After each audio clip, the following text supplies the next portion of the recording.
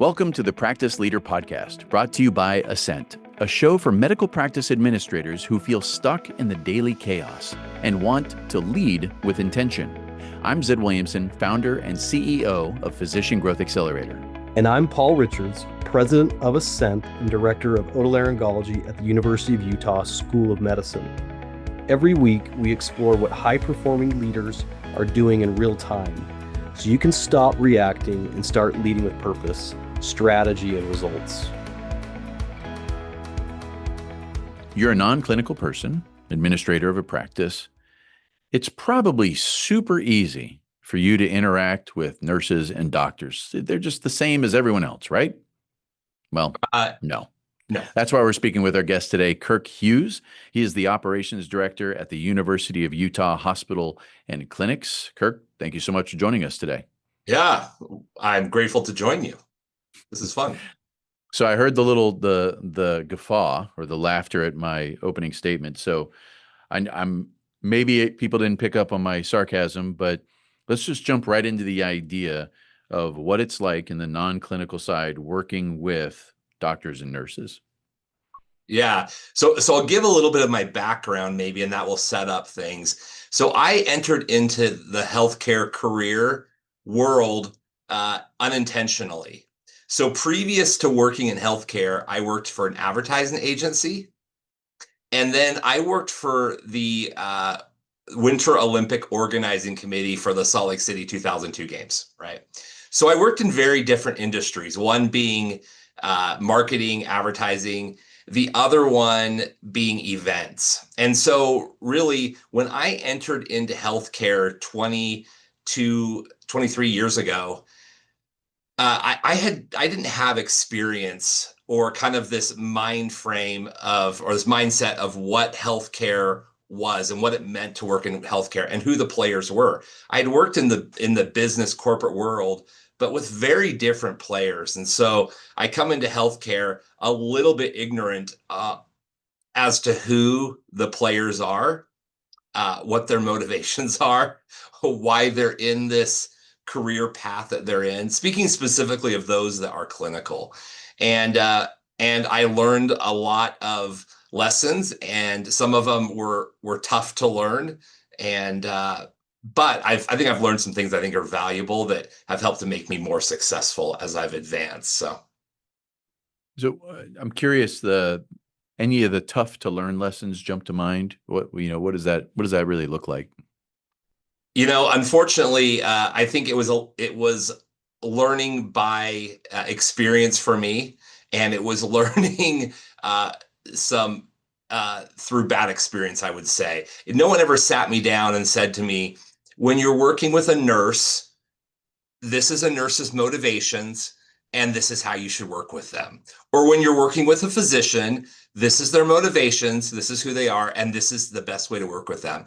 So I really learned this through kind of experimentation and really in kind of some hard situations that I would say I probably have some battle scars from.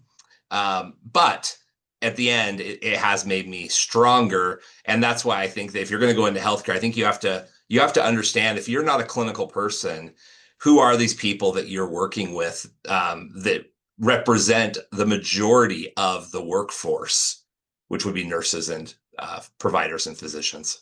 Yeah. So for an administrator out there feeling your pain, they're listening right now and they're going, yeah, sometimes I feel like I'm always trying to swim uphill.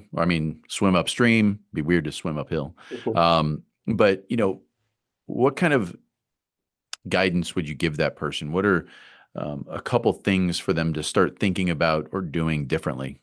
Yeah. So I think that with physicians and with nurses, and I shouldn't just say physicians, because APPs also belong in this bucket, as do audiologists, as do speech language pathologists, as do physical therapists, all these people. The people that I work specifically with, I work with surgeons, APPs, audiologists, and speech language pathologists. So when I talk about providers, that's really the group I work the most with. And that's maybe the group that I will reference more so. But, all of these people, they choose to go into healthcare because they have this innate desire that they want to help people. But I think everyone has a desire that they want to help people, right? I think all of us feel this need to want to reach out and help people. But people that choose to do it as a career, there's almost in a way a little bit of a selfless desire to help people and to really give more than others in other industries would give. So, for example, if you look at a physician and you realize that in their desire to help people, they also know that their life will be owned by such things as taking call on the weekends or at nights, or being responsible, 24/7 for a patient population that at any time could have an issue, and you're the one that has raised your hand and said, I will be the one to help them. So we all want to help people, but clinicians have a little bit of a selfless desire to help people, almost kind of at any cost, and which is very noble. And we're very grateful for the people that choose to go into those careers. And I think to recognize that, I think is really important. So for me, I think one of the lessons that I learned, and this was a little bit of a hard lesson, is I'm an MBA. I come in to get results. I come in to drive change. I come in to progress. And coming in as an MBA bulldozer in healthcare does not work, because there are feelings and lives that are affected by that. So, for example, and I'll use nurses as an example. When you're working with a nurse, nurses really care about people and about caring for people. And nurses want the best outcomes. They focus on quality care, and so they're not opposed to change. Right? Nurses want to do the best and the right things for their patients. What they are opposed to is change that would impact other individuals, maybe carelessly, maybe without thought. So when you're coming in to make a change in, let's say, staffing and how we do things with nurses, making a change without opening it up to really listen and hear everyone's feelings, and really making sure that everyone feels comfortable with the changes, that's the correct route to go. But for a non-clinician who's been taught, you just have to get results, right? We just move forward and plow through to get results at the cost of now having your workforce bristling at you. And they're not on board with you because you haven't considered the feelings of others. You haven't considered how this change, while it's a good change, is going to impact another person. And so now you've put at odds the people that you need to get on your side. And so I learned painfully that when you're doing any kind of change that involves the lives of others, when you're working with clinical people, there really has to be a process that you go through by which people feel heard, by which you really are recognizing that this will impact others, and that you have to go into that with kind of that paradigm, right? That's what's going to happen. And so if you don't, it can just turn horribly wrong. Yeah, I love that example. Paul, I'm curious if you've run into similar things where you've learned that maybe an approach that you took needed to be adjusted, or you witnessed someone else's approach not work that well when dealing with these members of the team? Well, I think part of it is in my role, I'm behind a computer, in an office, off from the clinic. One of the disadvantages of academic medicine is you're kind of far away. Some of my colleagues, they're in the clinic. They have a space they are in the clinic, and they see the doctors with some frequency. And so I'm kind of just curious to Kirk, how do you make yourself present and part of the team if you're not around? Or what are ways to accomplish that? That's kind of my challenge is to make sure I'm visible and approachable and part of the team when I'm a little further away.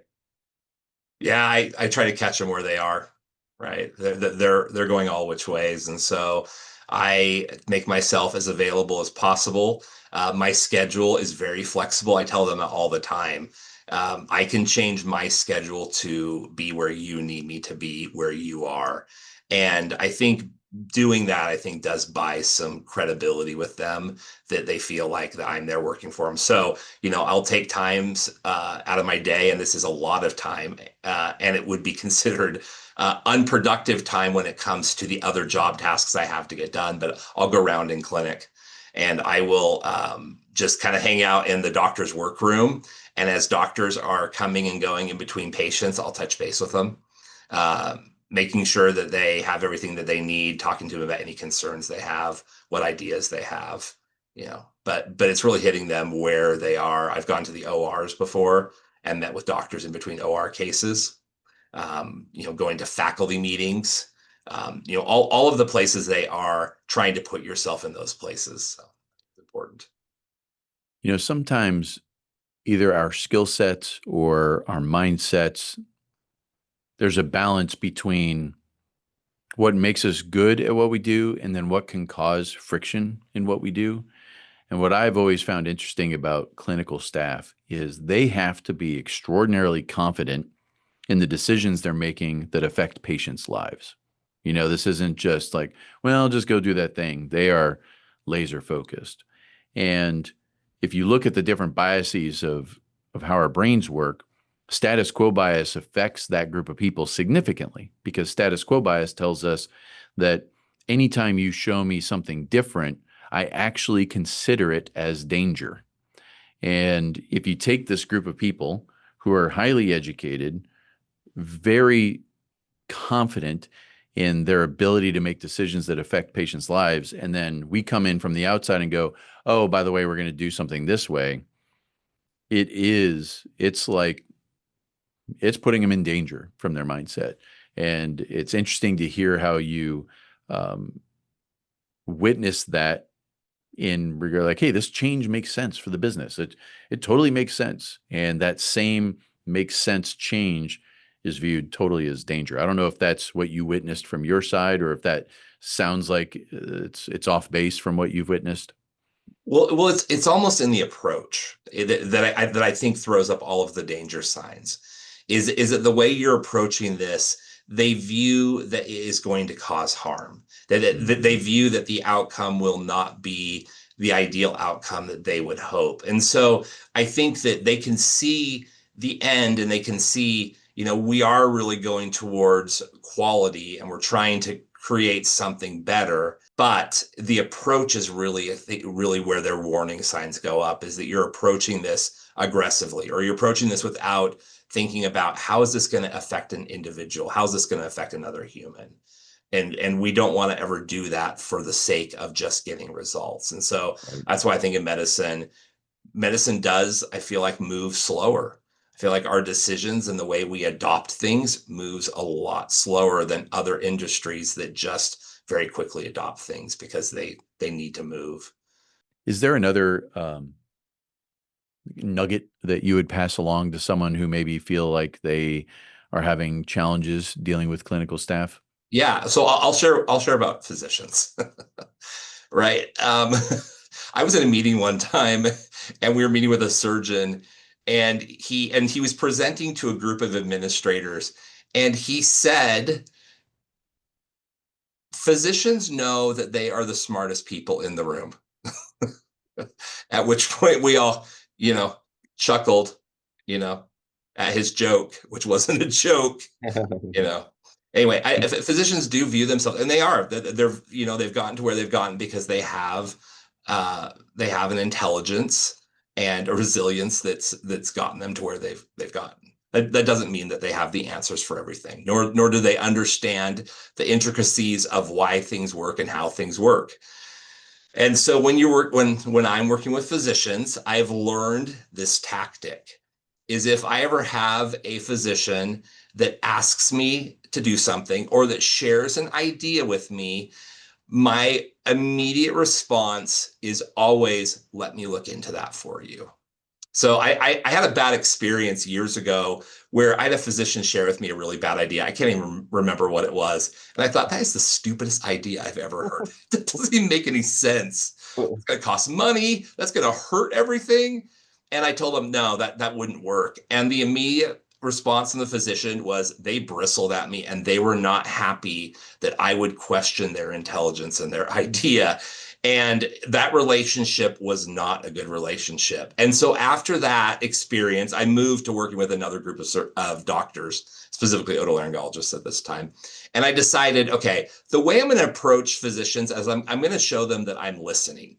And so my first approach is, if with whatever idea they give me, it can be the dumbest idea, right? But I will always say to them, that's interesting. Let me look into that for you. And they acknowledge, like, thank you so much for considering this. And then 2 days later, I will come back to them and say, you know what? I looked into it and that idea does not work for the following reasons. And they will say, okay, thanks for looking into it for me. And that approach has worked so well when it comes to having a good relationship with physicians who very much view themselves as having a lot of answers and knowledge about a lot of things.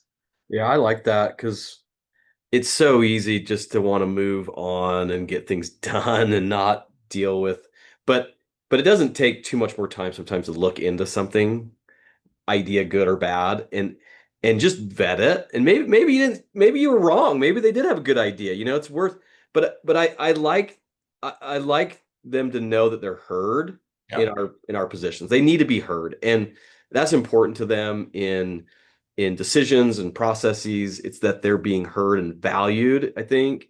And that's probably to what you're speaking of, Kirk, is it's a little different population, a little different demographic, right? Right. I'll tell you this one. I had a physician approach me with an idea that they wanted to give an Amazon gift card to patients who, I can't remember if it was that patients that arrived on time, or I can't remember what it was, but it was the most ridiculously financial idea. And I thought, I can't even believe you're even suggesting this to me.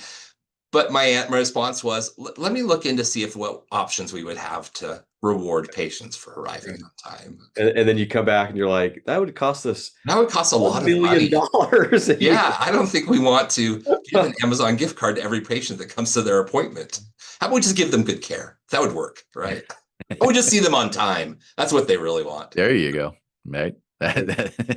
Anyway, and working with physicians has been really great. I mean, and when you have a really good collaborative relationship with a physician, I mean, really that partnership, it can pay dividends, and also you can accomplish more together, because when you take what one side has and what the other side has and you combine them together, I don't want to use the overused word synergy, but that's kind of the word that describes kind of the power that's created when you can bring both sides together and really truly work together as a team. And so building a relationship with a provider or with a physician can really be powerful, and you can really accomplish some great things. But there is some work that has to go into how you work with that person and making sure that they feel heard, making sure that they feel respected, that you're, acknowledging, who they are and what they bring, and great things can happen. Yeah. It's an interesting equation, because if you consider the two pieces in that world, 1 equals 0, because one can't do without the other, but 1 + 1 = 3, in that sense of the power of the two coming together. So it is so important. And I love the intentionality that you're putting behind, and you've used the term over and over again, which I really appreciate, is they have to feel heard. And just like as an administrator out there, the administrator might be thinking, well, I want to feel heard too. That's how powerful feeling heard is. And if we're intentional about it, you can collaborate and create something that's greater than the sum of its parts. So Yeah. I think that's really good feedback. So I have another nugget I'll share with you guys if you want to hear another one. Please. So I was taught this actually from a surgeon, and this is another thing that's fared really, really well for me. And I'm going to talk specifically about an otolaryngologist in this case, because otolaryngology, and Paul, you can correct me on this, is usually like the third or fourth most popular residency program. Is that right? I think that's right. And so if you look at those that go into some of these more popular or demanding residencies, these are people who very much are, they're very competitive. They've kind of fought their way through their education, through medical school, to end up in this kind of popular residency of choice. And so when you realize that a they have a competitive nature, I think using that competitive nature to drive change can be a really useful tool. So, for example, so years ago, we were measuring patient experience and the experience our patients were having with us. And I would present blinded data. We decided to keep the data blinded because we didn't want to hurt people's feelings. Present blinded data to the surgeons about how patients perceived the care they were receiving. And the surgeons knew what data was theirs. They just didn't know who the other data was. And I would have surgeons argue with me about the data, that the data was not reliable, that there were issues with the data, that the data couldn't be trusted, that, it was constantly going on and on. And I would just say, look, it's what we have. We understand it's not perfect, but let's use it, right? But it was such a fight all the time. Well, I finally convinced our medical director we should unblind the data. We should let everyone see how everyone else is doing.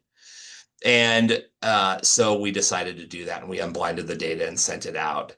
And that was a pivotal moment because that's where these competitive surgeons went from fighting about the data to now coming to me and saying, hey, why is my colleague scoring higher than me? Like, what are they doing different than me? And what do I need to do differently? And like, I don't want to be at the bottom. Like, I want to be at the top because I feel like I'm a top rated physician. So what are they doing differently than me? And using that competitive nature, we were able to totally drive change. I rarely have a conversation with a provider about data these days, right? The conversations I have with them now is, what can I do differently? What do I need to change to help to shape the patient's perception of the care that they're receiving from me? And that's awesome. And all of that came because I was given some advice from a surgeon of like, we're all competitive. Like, why don't you use that competitive advantage to help to drive things?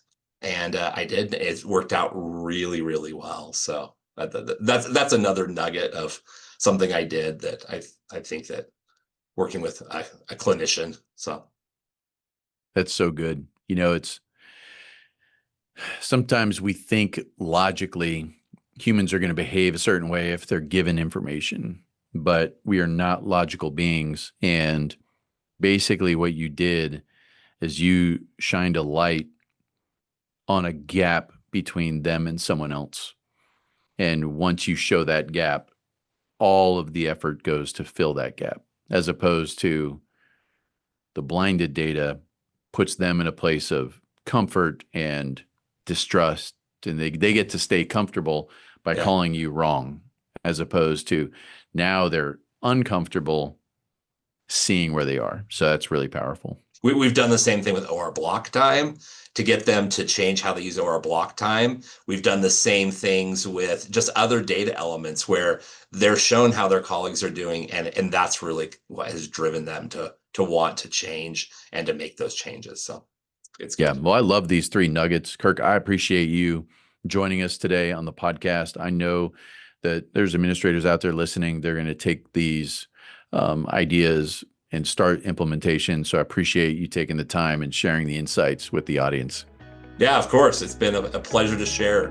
Thanks, Kirk. Appreciate you. Thanks for listening to the Practice Leader Podcast. If you're feeling the weight of challenges in your practice, know this: the problems you're struggling with today don't have to remain problems. There is a path forward, and you're not walking it alone. Each week, we'll be here with insights, ideas, and real-world conversations to help you move forward from chaos to clarity. See you next week.